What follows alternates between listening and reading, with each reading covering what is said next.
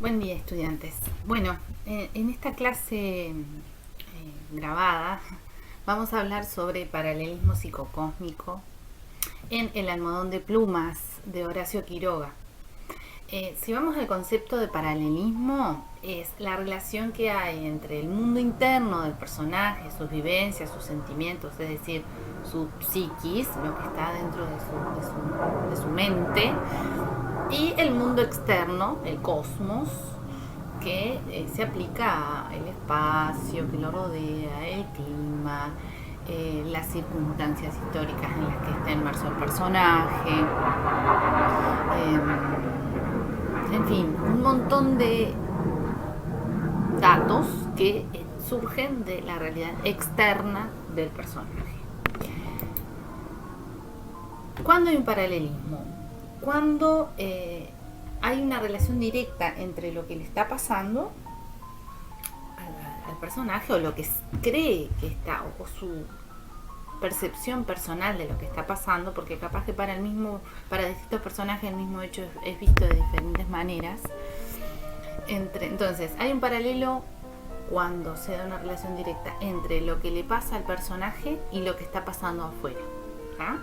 Entonces, si el personaje está en un estado anímico de tristeza, de melancolía, probablemente el cosmos, ya sea el estado climático, el espacio, los ciclos de la naturaleza, estén conectados con eso que está viviendo. Si se siente morir, de pronto está muriendo el día, o está muriendo las hojas de los árboles, ¿tá? Si están en invierno, por ejemplo, ¿tá? Entonces hay una conexión entre lo que le pasa al personaje y lo que está pasando en su entorno. El ejemplo más común que vemos a veces es en las películas o en las series, cuando se establece una relación de tristeza entre una decepción amorosa y el día lluvioso, ¿no? Alguien está llorando y a su vez mira por la ventana hacia afuera y llueve. Afuera está lloviendo o hay tormenta. O cuando, por ejemplo, hay una película de terror y hay una situación tenebrosa, se llega a un lugar tenebroso y afuera hay tormenta eléctrica, que eso también nos produce, inconscientemente nos produce miedo. Conozco poca gente que le gusten las tormentas. Hay gente que le gustan las tormentas igual. ¿Cómo relacionamos esto con la vida cotidiana? Muchas veces a nosotros nos pasa lo mismo, ¿no? ¿Alguna vez les ha sucedido que cuando están tristes llegan a ver el ambiente que los rodea de la misma forma, y cuando están alegres todo se pinta agradable? Nos pasa, ¿verdad? Nos pasa. Tendríamos que pensar hasta qué punto influye eso que sentimos en nuestro entorno también. Cómo se modifica incluso nuestro entorno en función de sentimientos que tenemos nosotros. Si estamos enojados, qué pasa afuera, cómo empiezan a reaccionar las personas, cómo vemos nuestra casa. Incluso también se da al revés, cómo la casa o los lugares donde estamos o las situaciones en las que estamos influyen en nuestros sentimientos y en nuestras vivencias, ¿verdad? No es lo mismo escuchar una canción de rock en tu casa que escucharla en un concierto. Bueno, ¿por qué será? Bueno, cambia bastante el contexto, y eso determina nuestras experiencias. Lo mismo pasa en la literatura, en los contextos que se generan con palabras. Incluso las descripciones, los sustantivos, los adjetivos, cómo son puestos, influyen o por lo menos muestran al lector lo que le está pasando al personaje, ¿tá? Ese es un detalle siempre a tener en cuenta, porque enriquece mucho cuando nos damos cuenta de que está habiendo un paralelismo. Bueno, ¿cómo lo vemos esto en el almohadón de plumas? Evidentemente hay una relación entre lo que está viviendo Alicia y Jordán, su esposo, con lo que está pasando afuera, ¿ah? Ustedes deberían buscar ciertas citas textuales que les permitieran ver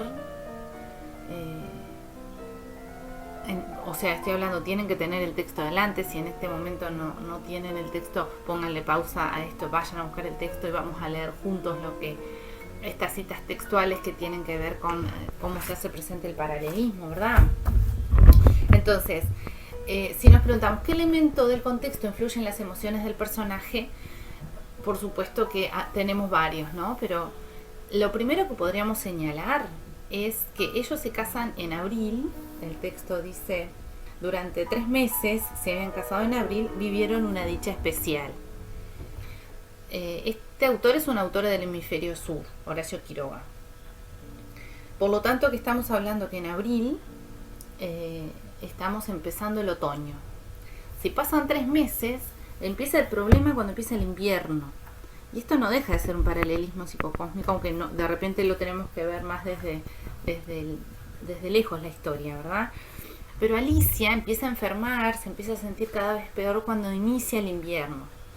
Ustedes deben conocer un montón de historias en las que cuando aparecen los seres tenebrosos se empieza a poner todo frío. Pasa con los vampiros, que ya mencionamos que en otra clase, que en este cuento es muy evidente la relación entre vampirismo y el cuento de Horacio Quiroga. Pero aparece en otras historias también. Por ejemplo, en Harry Potter, cuando aparecen los dementores, todo se empieza a poner frío. Bueno, los dementores están asociados al miedo. Y acá, en esta historia, en la historia del almohadón de plumas, cuando ella está, ya se dio por vencida, no hace nada, mientras espera que su marido llegue a la casa, ella no hace nada, pasa todo el día acostada, se enferma con esa gripe que le ataca, pasa en la cama, no quiere que le toquen el almohadón. Bueno, todo esto se está dando en invierno. Todo esto se está dando en invierno. Y no es casual que sea invierno, que ella se esté muriendo, y que afuera la naturaleza también esté muriendo. Muriendo entre comillas, ¿no? Las hojas están muriendo. Significa que se está cerrando un ciclo. Acá hay un evidente paralelismo psicocósmico entre la muerte de Alicia y los pensamientos de muerte que ella está teniendo y la muerte que se está dando en torno a ella, ¿ya? Eso sería un ejemplo, ¿no? Y lo podemos ver a lo largo de toda la historia. Por eso digo, tenemos que mirar como desde arriba esta historia. Y el otro aspecto o el otro elemento que está influyendo en las emociones de los personajes es lo relacionado al entorno donde está Alicia. Si quieren, pausen esto ahora, piensen cuál sería el otro elemento que influye, porque ya lo vamos a mencionar.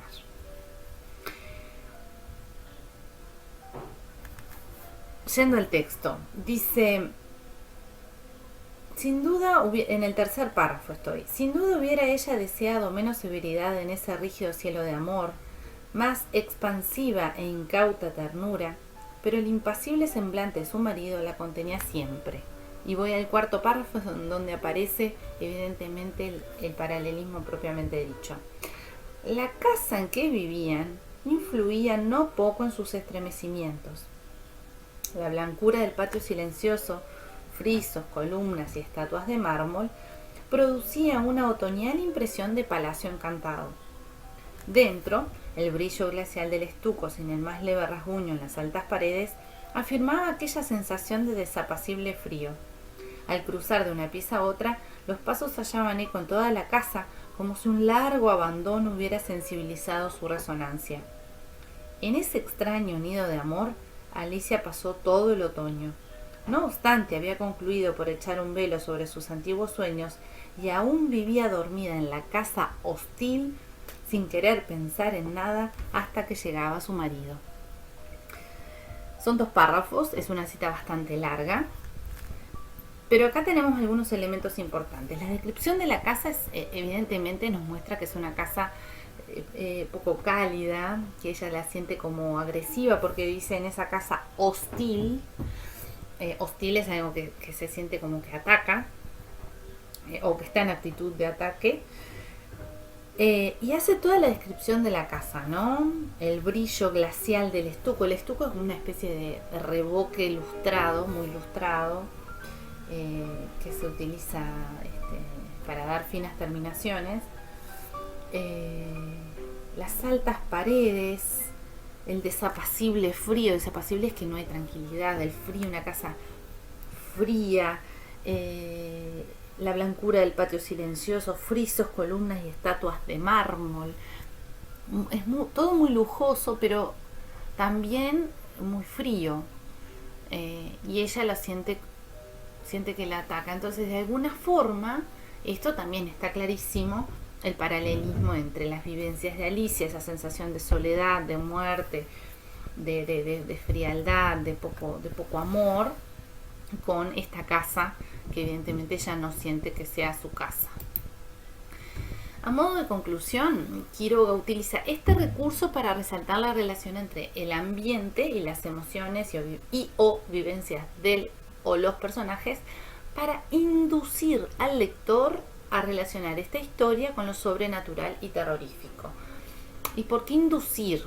Porque nosotros podemos asociar inconscientemente esto que está pasando en la historia y esta descripción del ambiente con otras descripciones que ya conocemos de otras historias en las que los personajes están inmersos en ambientes fríos, melancólicos, lujosos, pero que todo esto está acompañado por un sentimiento de muerte y de que va a pasar algo horrible. Hace pensar, si seguimos con esta relación con el vampirismo, Drácula vive en un castillo. Cuando va a visitarlo el abogado que lo va a visitar al inicio de la historia de Drácula, se encuentra que todo es muy lujoso. Sin embargo, hay algo que presiente que está mal. Bueno, acá también hay como un presentimiento de que, o sea, no solo para los personajes, sino también para el lector, de que hay algo que no está bien, hay algo que, porque esta casa parece más que una casa, parece una tumba, parece un mausoleo lujoso.